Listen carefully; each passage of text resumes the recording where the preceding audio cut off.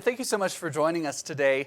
Tomorrow morning is going to be a very exciting time with a lunar eclipse on the way. Absolutely, yes. Tomorrow is going to be an incredible view. We're going to have a big, bright, beautiful full moon, and then it's going to be a total lunar eclipse, the last one visible in the US until 2025.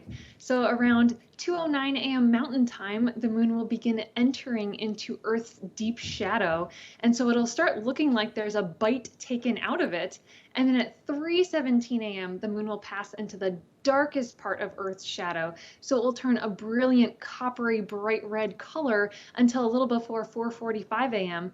And then you'll see that moon with a bite taken out of it on the other side. And then that will be our view of a partial eclipse until around the time when the moon exits the deep shadow or a little before 6 a.m.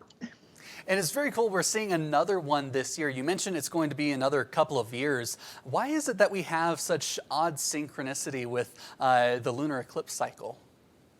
So there's a lunar eclipse about every 6 months, but some of those eclipses are total eclipses like this one. Some of them are partial eclipses where we just get that, cookie looking moon, and some of them are penumbral eclipses, which means that the moon only goes into sort of the lighter part of Earth's shadow, and they're a little bit hard to tell unless you know what you're looking for. So the cadence remains the same, but how often we get a total lunar eclipse changes a little bit.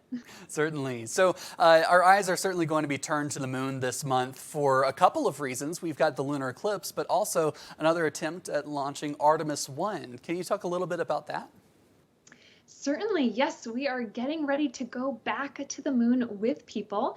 And with Artemis 1, we are heading to the moon without people first, just to check out our spacecraft to make sure everything is set for when we do send our astronauts. Our Artemis 2 mission will take astronauts around the moon. And then with Artemis 3, we are going to put people back on the moon's surface. So we're going to go to the South Pole for the first time, which is just going to be an incredible place for science and also for some resources that our astronauts might be able to use.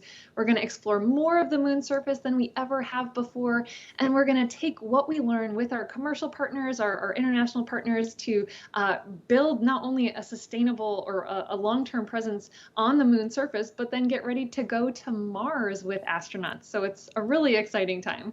Andrea Jones, thank you so much for joining us today, NASA Science Communicator. Thank you.